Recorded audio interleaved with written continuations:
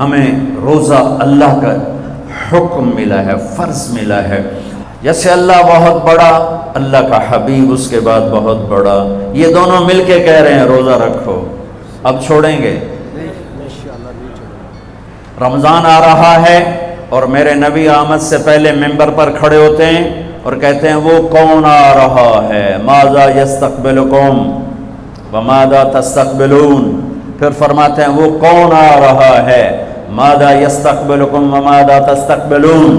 پھر آپ کہتے ہیں وہ کون آ رہا ہے، ماذا یستقبلکم وماذا تستقبلون. 3 دفعہ وہ کون آ رہا ہے، وہ کون آ رہا ہے، وہ کون آ رہا ہے.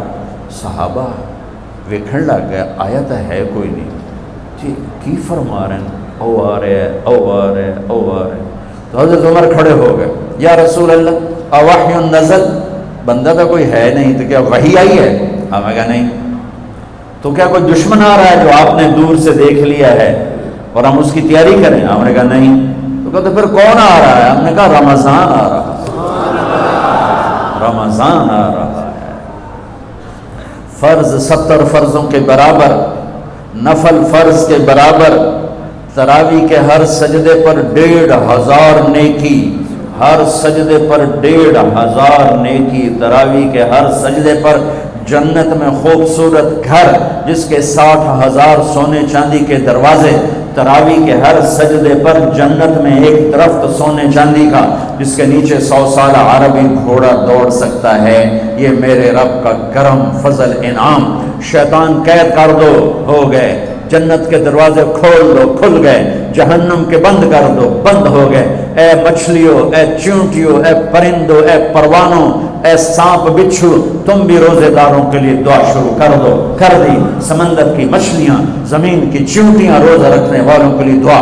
اور افطاری کے وقت دسترخوان بچھا ہوا ہے، کھانا سامنے ہے، کھا نہیں رہا، ہاتھ اٹھا کے دعا مانگ رہا ہے. میرا اللہ کہتا ہے انہوں کیڑی شے روکی بیٹھی، کھاندا کیوں نہیں، اے پیندا کیوں نہیں؟ دسو نا فرشتے ہو، دسو نا یہ کیوں نہیں کھاندا، یہ کیوں نہیں پیندا؟ کہ مولا تیری خاطر.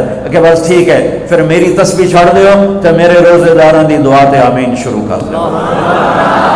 حتیٰ کہ اللہ عرش کے فرشتوں سے فرماتا ہے کہ میری تسبیح چھوڑ دو.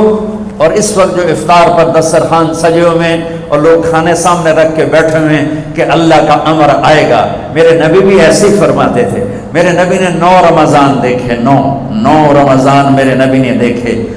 ان میں 2 30 کے تھے، 2 رمضان 30 کے اور 7 29 کے. اور آپ بھی کھجور سامنے رکھ کے بیٹھے ہوتے تھے اور ایک آدمی اوپر کھڑا ہوتا تھا اور وہ سورج کو ڈوبتا دیکھ رہا ہوتا تھا. جو ہی سورج ڈوبتا وہ کہتا یا رسول اللہ غربت ڈوبا، آپ فوراً کھجور منہ میں رکھتے تھے. آپ سحری بالکل آخر میں کرتے تھے اور افطاری فوراً کرتے تھے تاکہ امت پہ بھوک کا ٹائم تھوڑے سے تھوڑا ہو.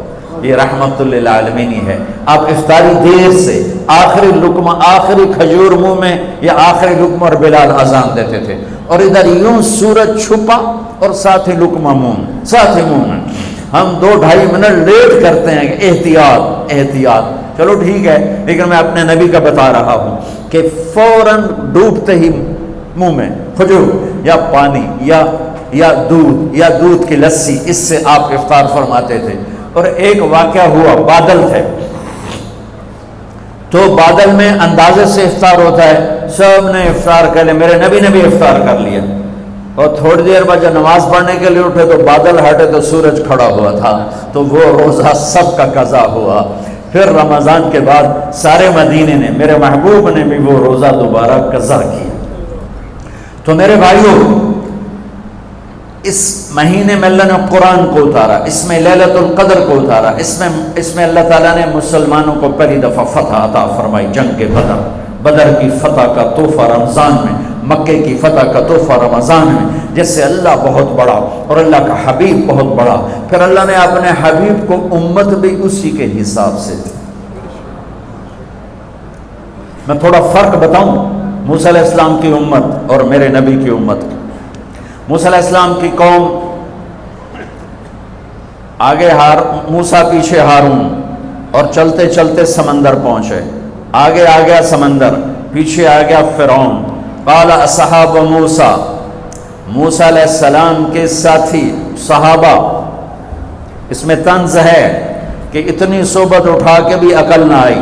قال اصحاب موسیٰ، بنو اسرائیل نہیں کہا، اصحاب موسیٰ کہا، کہ ان کے لیے اس میں لان تان ہے کہ اتنی صحبت کے بعد بھی تمہارا ایمان یقین نہ بنا.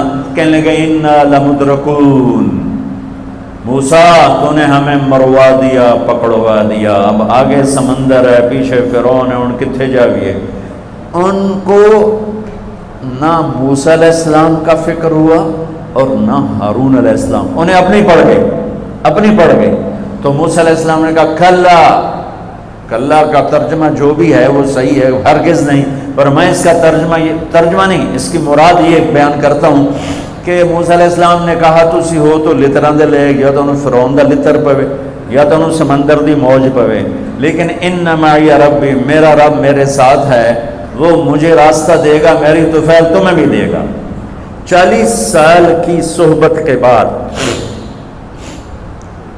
اور اتنے بڑے بڑے معجزے دیکھنے کے بعد کہنے کہ تو نے مروا دیا. یہ تصویر ہے موسیٰ علیہ السلام کی قوم کی. اب میں تصویر پیش کرتا ہوں اپنے نبی کی امت کی. 27 صفر کی رات ہے، جمعہ کی رات ہے، آج ہجرت کی پہلی رات ہے. میرے نبی اور صدیق دونوں ہجرت کے لیے نکل رہے ہیں. میرے نبی پنجوں کے بل چل رہے ہیں تاکہ پاؤں کا نشان کھوجی پہچان نہ لے. ابو بکر کبھی آپ کے آگے چلتے ہیں، کبھی پیچھے چلتے ہیں. موسیٰ علیہ السلام کی قوم نے کہا تو نے مروا دیا، اب کیا کریں. ابو بکر کبھی آگے کبھی پیچھے، کبھی آگے کبھی پیچھے، اور 3 میل کا فاصلہ ہے. آپ نے کہا ابو بکر کیا کرتے ہو، کبھی آگے کبھی پیچھے، کبھی میرے آگے ہو جاتے ہو، کبھی میرے پیچھے ہو جاتے ہو. کہ یا رسول اللہ اخاف الرصد فامشی امامک اخاف الطلب فامشی خلفک. یا رسول اللہ، واہ واہ واہ واہ، جب مجھے یہ خیال آتا ہے کہ آگے کوئی دشمن چھپا ہوا حملہ نہ کر لے تو میں آگے ہو جاتا ہوں کہ میرے اوپر وار پڑے، آپ پہ نہ پڑے.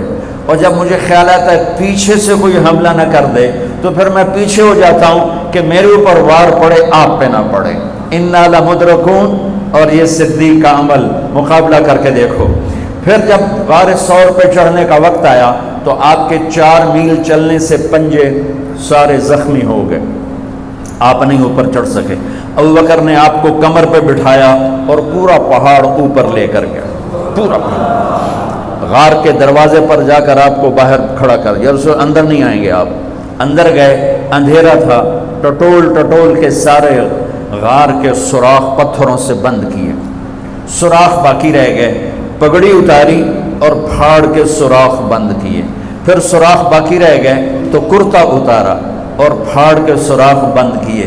سارے سوراخ بند کر کے ایک باقی تھا جس میں سانپ تھا، اس میں اپنی ایڑی ڈال دی. یہ جو سانپ ڈس رہا تھا، اس میں علماء نے ایک بات عجب فرمائی ہے کہ وہ اپنے سانپ ہونے کی فطرت سے نہیں ڈس رہا تھا، وہ احتجاج کر رہا تھا ایڑی ہٹا، میں بھی دربار نبوت کا دیدار کرنا چاہتا ہوں. وہ سانپ اس لیے زور لگا رہا تھا کہ مجھے بھی تو دیکھنے دے صدیق، تو ہمیشہ دیکھتا، آج مجھے دیکھنے، آج میرے بھاگ جاگ اٹھے. یہ علماء نے یہ بات لکھی، میں اپنی طرف سے نہیں کہہ رہا ہوں. جب سارے سوراخ بند اور سام والے سوراخ پہ ایڑی، یا رسول اللہ آئیے. آپ اندر آ گئے. اندھیرا گھپ ہے، کچھ پتہ نہیں چلا. تھوڑی سی جب روشنی ہوئی صبح کی تو میرے نبی نے دیکھا صدیق کا نہ پگڑی اور نہ کرتا. تو آپ نے فرمایا ابو بکر اچھا بھلا تو تھا، وہ کرتا کہاں گیا، تیری پگڑی کہاں گئی؟ تو انہوں نے دکھایا یا رسول اللہ یہ آپ سوراخ دیکھ رہے ہیں، مجھے ڈر لگا کوئی ان میں کوئی چیز ایسی تکلیف دینا ہو، تو میں نے کرتا پگڑی پھاڑ کے یہ سارے سوراخ بند کیے.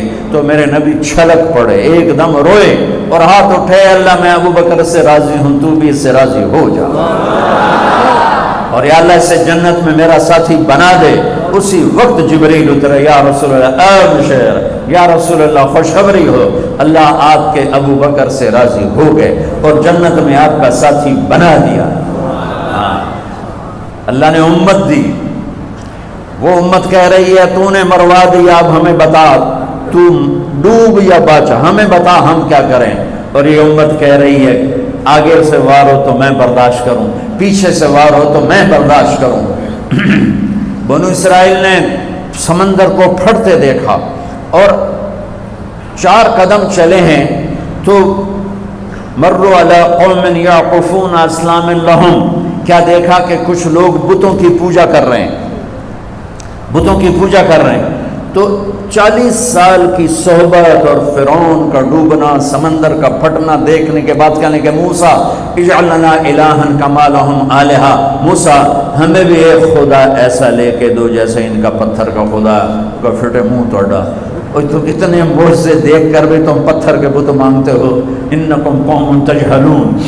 یہ بنی اسرائیل کی مثال قرآن دے رہا ہے۔ میں اپنے نبی کی امت بتاتا ہوں، 2 نبی ہیں، ایک آگے ایک پیچھے، موسیٰ آگے ہارون پیچھے۔ اب مثال دے رہا ہوں کہ 2 نبیوں کی صحبت میں، اور تھوڑی سی قوم ہے، تھوڑی سی قوم ہے، 6 لاکھ مبالغے کا عدد ہے، تھوڑے تھے، 6 لاکھ نہیں تھے، کم تھے،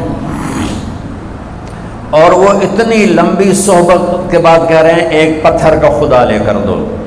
میرے نبی دنیا سے چلے گئے، میرے نبی دنیا سے چلے گئے، صدیق موجود نہیں تھے، حوالی میں تھے، پتہ چلا انتقال ہو گیا ہے، گھوڑے پر ہوا کی طرح اڑتے ہوئے آئے اور چھلانگ لگائی، اندر گئے، آپ کے چہرے سے کپڑا ہٹایا، آپ کا ماتھا چوما، گرم گرم آنسو آپ کے ماتھے پر گرے، واہ خلیلہ واہ صفیہ واہ نبیہ، ہائے میرا نبی، ہائے میرا خلیل، ہائے میرے جگر کا ٹکڑا، آج مجھ سے جدا ہو گیا۔ پھر کہا یا رسول اللہ جائیے آرام کیجئے، آپ نے بڑے دکھ اٹھائے ہیں، آج کے بعد اللہ آپ پر کوئی دکھ نہیں لائے گا۔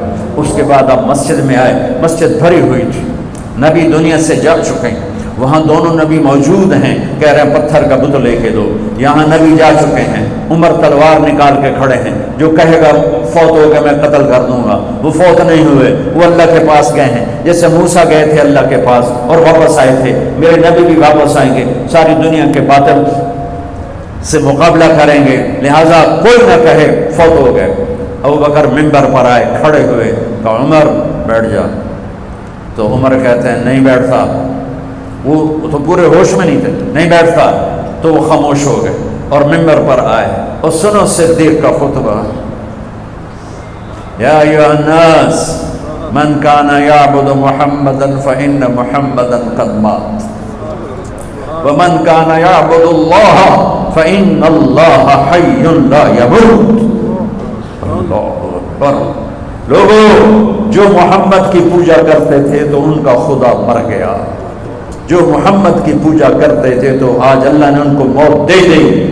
وَمَنْ كَانَ يَعْبُدُ اللَّهَ، اور جو اللہ کی پوجا کرتے تھے ان کا اللہ زندہ ہے، موت سے پاک۔